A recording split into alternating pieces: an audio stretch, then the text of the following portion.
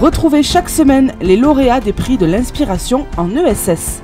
Une série d'émissions réalisées avec la Fondation Crédit Coopératif.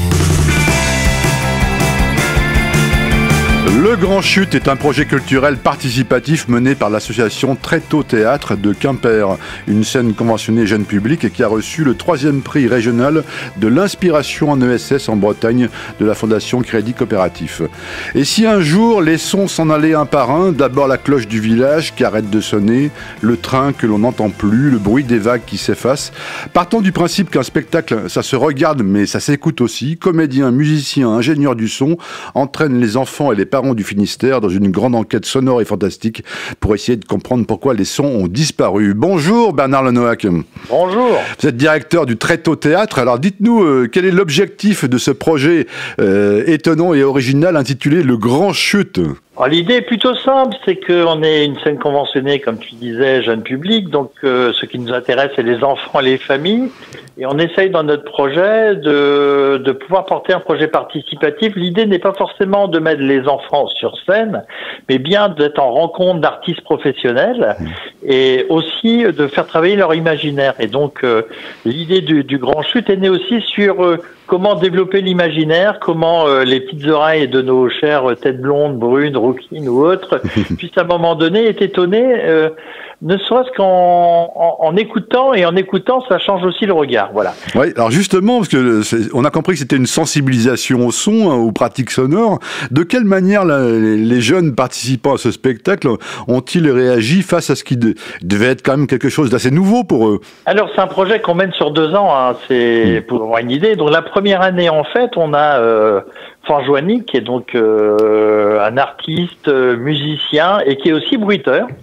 Qui est parti avec sa petite valise, comme vous connaissez bien en radio, et tous ces petits appareils qui permettent de faire un galop de cheval, etc. Il est arrivé avec une idée de sonoriser un petit bout de bande dessinée, enfin de film, d'animation. Ouais.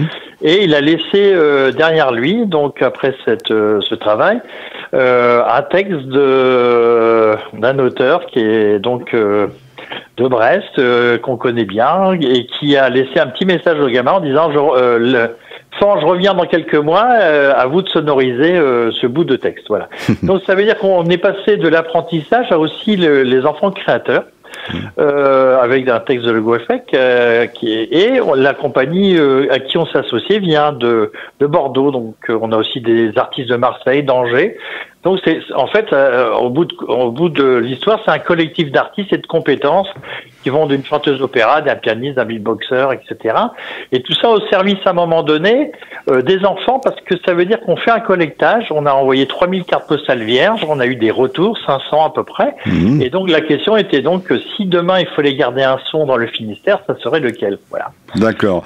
Donc on a compris la pertinence du projet culturel, mais votre ambition c'était aussi d'en faire un projet collectif et participatif, et visiblement ça a bien marché.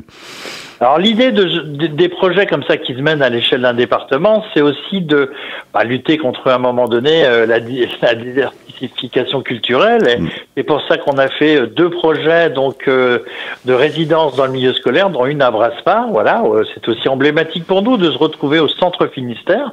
Et donc l'idée, c'est que chaque partenaire, on a une dizaine culturels, s'associent eux-mêmes avec des classes, des écoles de musique. Donc il y a un système d'étoiles comme ça. Ça veut dire de 1 on passe à 10, de 10 on passe à 100. Et c'est un projet qui touche à peu près 2000 gamins. Et en ce moment, il se passe quoi? C'est en train de tourner dans tout le département? Alors, au moment où on se parle, ouais. Ils sont juste à côté de Tréteau Théâtre, au vieux théâtre de Max Jacob de Quimper. Ils sont ce qu'on appelle en résidence de création. Ils sont en train de travailler jusqu'à ce soir donc dans le théâtre pour la création, et ils déménagent au week-end. Ils finiront la création à la maison du théâtre à Brest, et ensuite à partir du 4 mai, donc il y a une tournée à l'échelle du département. Il y a 18 représentations sur un mois. Quelle est la place de la scène jeune public en France aujourd'hui? Alors la scène jeune public en France, qui s'appelle, mais non, parce qu'il faut bien que dès qu'il y a un label, il faut qu'il se bouge, s'appelle Art, Enfance et Territoire. Donc l'idée, c'est aussi peut-être d'essayer de regrouper les arts, spectacle vivant, mais plus largement art plastique, visuel. Donc ouvrir peut-être les enfants à l'art dans le sens le plus large du terme. En tout cas, il y en a une petite dizaine en France, dont Tréteau Théâtre pour l'ouest de la France.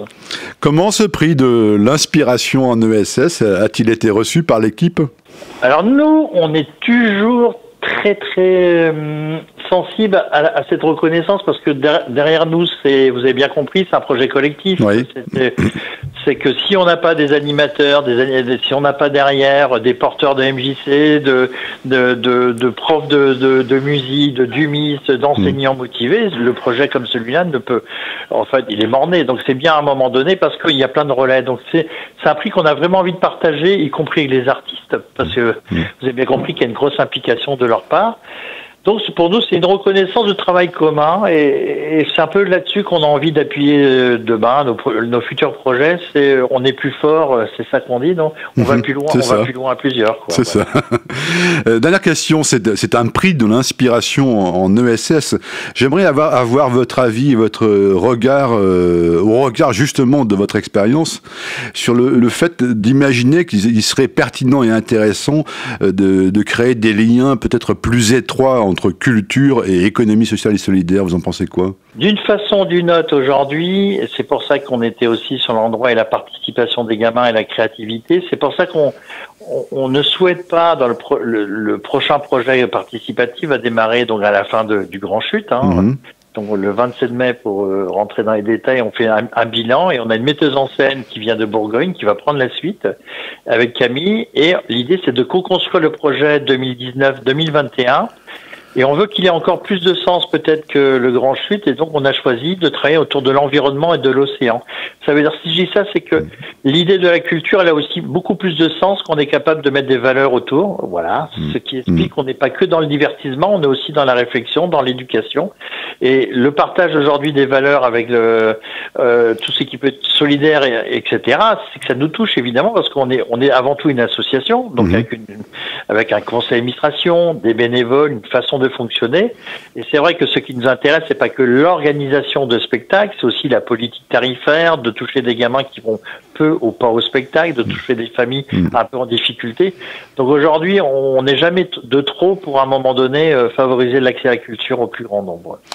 Eh bien, ce sera un joli mot de la fin. Merci Bernard Lenoac. C'était l'inspiration en ESS, une série d'émissions avec la Fondation Crédit Coopératif.